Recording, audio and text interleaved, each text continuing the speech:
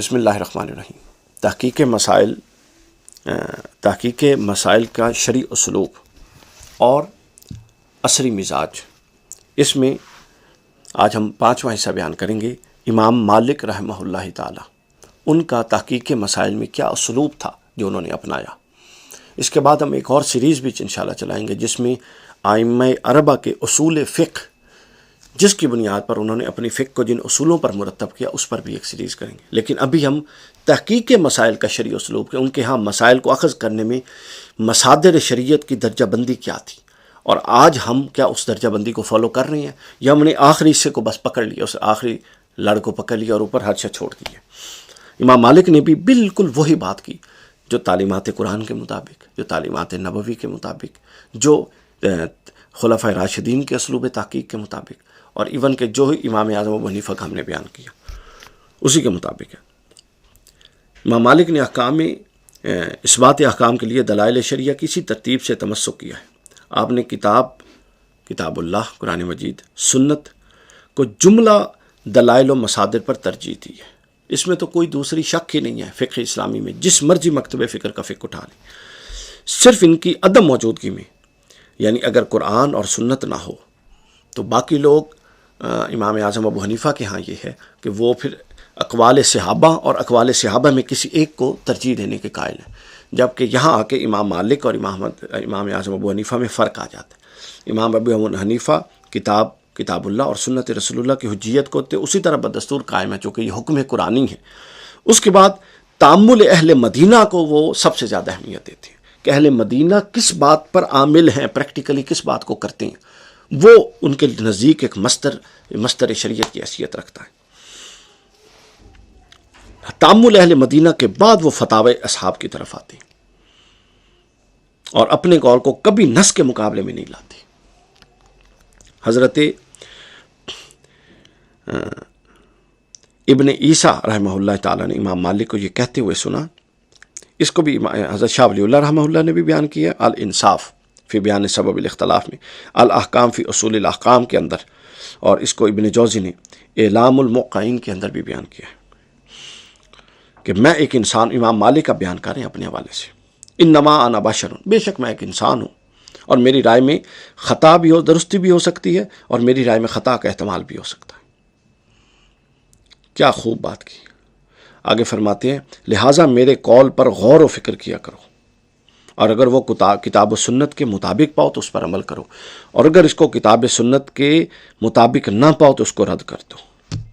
یہی حقیقی مقام ہے مذاہب اربعہ کا، جو وہ خود ائمہ کہہ کر گئی ہیں کہ اگر وہ کتاب و سنت کے مطابق ہیں تو وہ سر آنکھوں پر، اگر نہیں ہیں تو وہ رد کر دیے جائیں گے۔ وہ جس بھی فقہی مذہب کا کوئی تصور، کوئی عقیدہ، کوئی حکم ہو، اگر وہ قرآن سنت کے مطابق نہیں ہے تو اس کو رد کر دیا جائے گا۔ یہ خود ان کی اپنی تعلیمات ہیں، اور یہ کون؟ امام مالک کہہ رہے ہیں۔ اور وہ امام مالک، یعنی ان کی اپروچ دیکھیے مذاہب فقہیہ کے حوالے سے۔ اور آج کیا ہے، تھوڑا سا آپ ایک دائرے سے باہر نکل جائیں تو آپ اہل سنت سے باہر، اسلام سے باہر تماشا ایک لگا دیا ہے متعصب تنگ نظر لوگوں نے، جو بڑی منصبوں پر بیٹھ گئے ہیں۔ امام مالک کو ہارون الرشید نے جب کہا تھا کہ آپ کی جو موطا جو آپ نے مرتب کیا ہے مجموعہ حدیث، اس کو اسٹیٹ ریلیجن کے طور پہ ہر جگہ پہ نافذ کرتے ہیں، کتنی بڑی اپرچونٹی تھی۔ درست بھی سمجھتے تھے اپنی رائے کو، لیکن امام مالک علیہ الرحمہ نے فرمایا نہیں، اس سے ڈائیورسٹی اور تحقیق کے دروازے بند ہو جائیں گے، جبرن نہیں کیا جا سکتا۔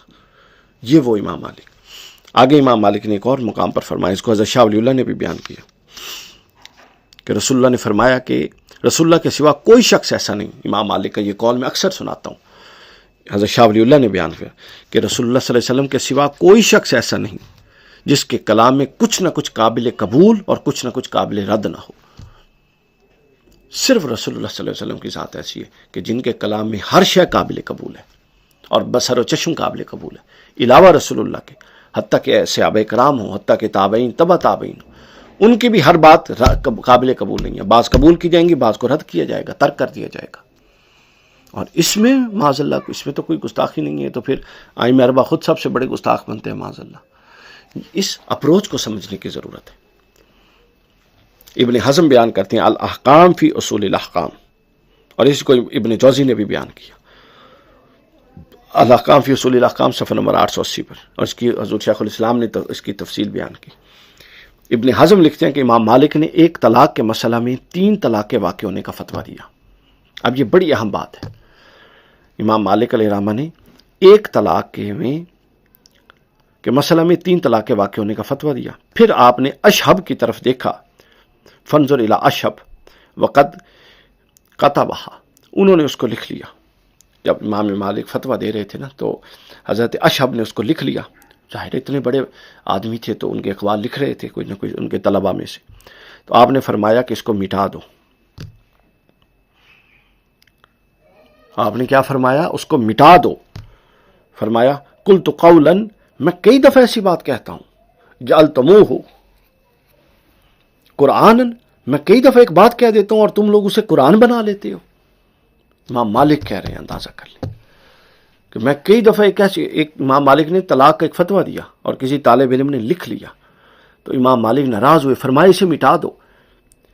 قلت قولا جعلتموہ قرآنا، میں ایک دفعہ ایک قول دیتا ہوں، ایک فتویٰ دیتا ہوں، تم اسے قرآن کی طرح پکڑ لیتے ہو اور لکھ لیتے ہو، لہٰذا اسے مٹا دو۔ اتنا بڑا ظرف چاہیے، فرمائے اسے مٹا دو۔ کیوں؟ تمہیں کیا معلوم میں کل اس سے فتوے سے رجوع کر لوں اور اس کے مد مخالف کوئی اور فتویٰ دے دوں کسی اور دلیل کی بنیاد پر؟ تم اس کو لکھ کے بیٹھے ہوئے ہو، اور ہو سکتا ہے میں آج جس کو 3 طلاقیں قرار دے رہا ہوں، میں کل اس کو 1 طلاق قرار دے دوں۔ یہ ہے مذہب صاحبان حضرت امام مالک علیہ رحمہ کا۔ تو گویا انہوں نے خود اپنی فتویٰ، اپنے اجتہاد اور اپنی رائے اور اپنے قول کی حیثیت کا تعین کر دیا، اور پھر قرآن کا ذکر کر کے بتا دیا کہ قرآن اور سنت کی جگہ کوئی شے نہیں لے سکتی۔ اور یہ جو تعبیری کام ہے ائمہ اہل بیت کا، ائمہ عربہ کا، اور جو توضیحی اور تشریحی کام ہے، اس کی یہ علی حیثیت ہے۔ اس واقعے سے اس امر کا بخوبی اندازہ، اس کی توضیح حضرت شیخ الاسلام فرماتے ہیں، اس امر سے اس واقعہ کا بخوبی اندازہ ہو جاتا ہے کہ امام مالک کے نزدیک اپنی تحقیق، اپنے اجتہاد اور نصوص قرآنی کی حجیت و قطعیت میں کس درجے کا فرق تھا، کس درجے کا فرق تھا کہ نصوص قرآنی سے اور نصوص سنن سے، جو سنت سے جو قطعیت ایک مسئلے کی ثابت ہوتی تھی، ان کی اپنی رائے میں ان کے قول سے اس درجے کی قطعیت کبھی ثابت نہیں ہوتی۔ یہ ان کی اپنی رائے تھی۔ ہمارا مقصد ان آراء کو توضیح و تشریح کے ساتھ آپ لوگوں کے سامنے اختصار میں پیش کر دینا، تاکہ ہمارے نوجوان پھر پلٹیں، ان کی بغلوں میں قرآن اور کوئی مسئلہ ہو تو سامنے رکھ دیں علماء کے، جو آپ فرما رہے ہیں یہ ثابت کریں قرآن میں کہاں پر ہے۔ پھر اگر وہ کہیں نہیں حدیث میں ہے تو موبائل میں ساری سیاستہ ہر شے موجود ہے، نکالیں، انہیں کہیں بتائیں یہ نکال کے کس حدیث میں، اس کے بعد پھر باقی چیزوں کی بات ہے۔ اللہ تعالیٰ ہمیں ہدایت دے۔